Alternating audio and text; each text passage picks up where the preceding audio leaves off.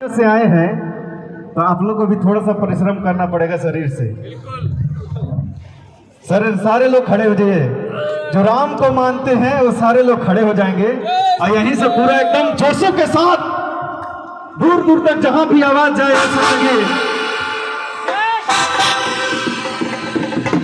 जो राम को लाए हैं ऊपर, हम उनको लाएंगे। जो राम से बड़े होंगे वो बैठे रहेंगे, जो राम से बड़े होंगे वो बैठे रहेंगे, जो छोटे होंगे वही उठेंगे। अब दोनों हाथ उठा के कैसे जोशों के साथ जय जय श्री राम, जय श्री राम। जो राम को लाए हैं हम उनको लाएंगे।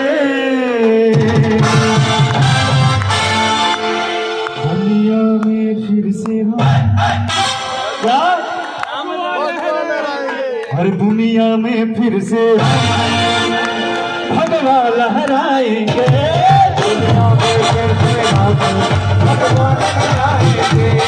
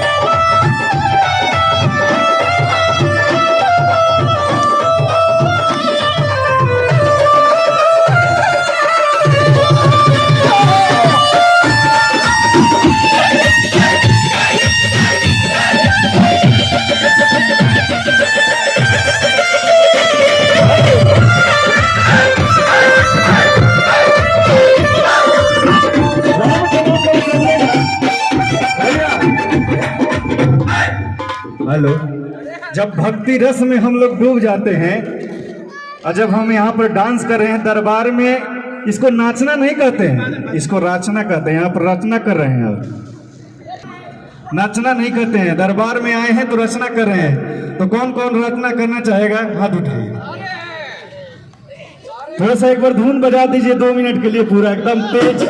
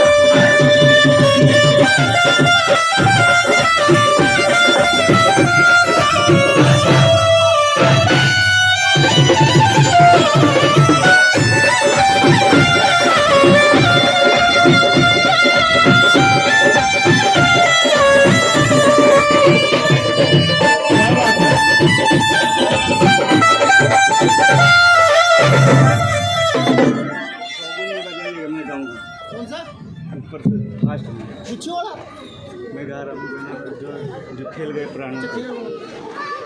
हेलो।